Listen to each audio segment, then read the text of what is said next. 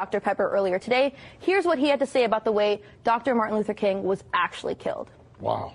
He wasn't killed from the bullet that hit him on the balcony. He was taken to the St. Joseph's Hospital, and he was killed in the emergency room of St. Joseph's Hospital by the chief of neurosurgery, Dr. Breen Bland, who came in when they were all working on him in the emergency room, and he said, "Get out of here, let that die." And as they moved out of the room, the last one out was a surgical nurse, Lula Mae Shelby. And when she heard them gathering up spit in their lungs to spit on Martin's body lying on a bed there, then she saw Dr. Bland take the catheters out of Martin's body and take the pillow from under his head and put it over his face and suffocate him. And that's he was really assassinated. Now, he might have died anyway from the bullet wounds, but he didn't. He was still alive and still breathing. The chief neurosurgeon, he intervened and he made sure that death would result.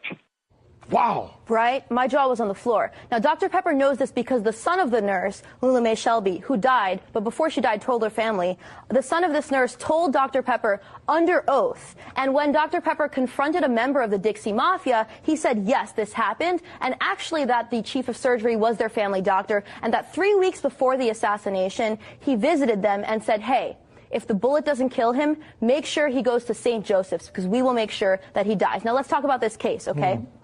This was the civil suit in 1999 where Pepper represented the King family, and that really made the family feel like they had closure, and like I said, it was the only trial ever held. The Memphis jury in this case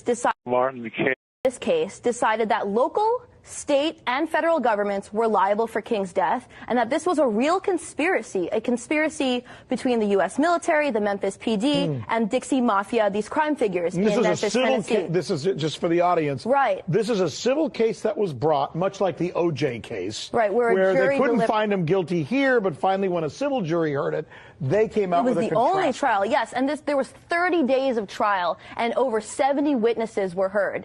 And Dr. Pepper told me earlier today that it took the jury less than an hour to decide after these 30 days that this was a true conspiracy. Correct. Where others may have been involved. Correct. Other than the person who was accused. And that James Earl Ray was the fall man, and that he was unwittingly, unknowingly part of this conspiracy. And the real shooter, I gotta say this even though we can't get to the whole story, was Frank Strouser. He was a Memphis police officer, the best shot in the Memphis PD, and he was the one who actually fired the fatal shot. In this case, decided that local, state, and federal governments were liable for King's death, and that this was a real conspiracy, a conspiracy between the U.S. military, the Memphis PD, and Dixie Mafia, these crime figures in Memphis, Tennessee. This is just for the audience. Right. This is a civil case that was brought.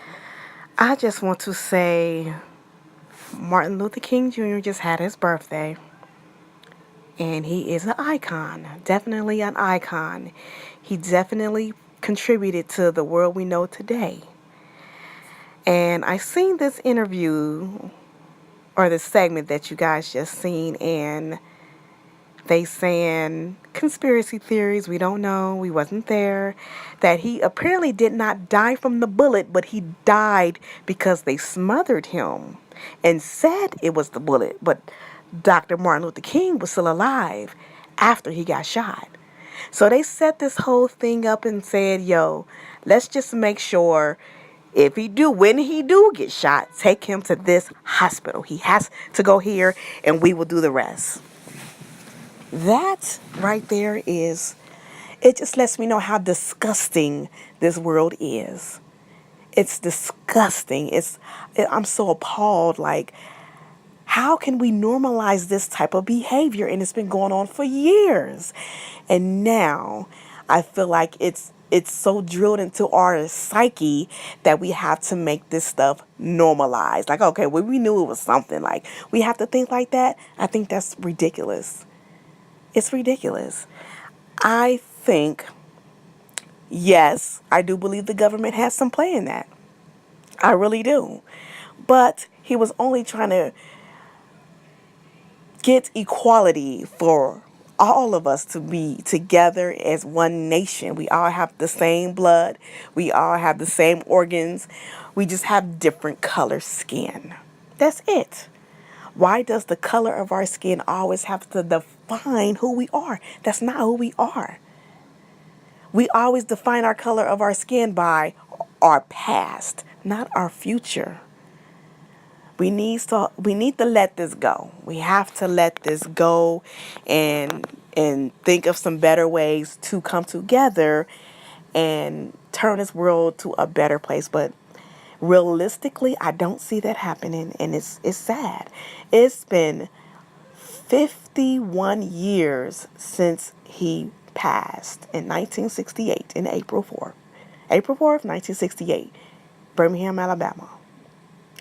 And now they want to bring this up to the forefront. Apparently the doctor's son, I guess he wants to come out with this.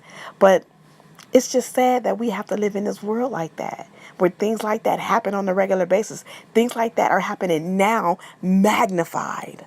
It's just magnified.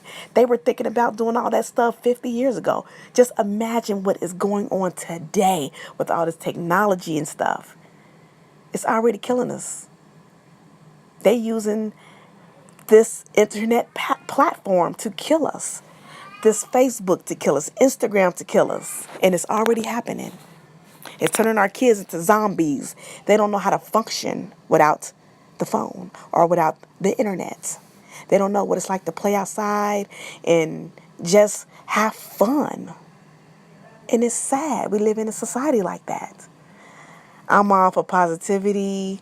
We have to do better, people. We have to do better. I'm just going to leave it on that note, and I will holler at y'all. Like and subscribe. Stay tuned to Iconic Heritage Radio. Somebody told a lie one day. They couched it in language. They made everything black, ugly, and evil. Look in your dictionary and see the synonyms of the word black. There's always something degrading and low and sinister. Look at the word white. It's always something pure, high, and clean.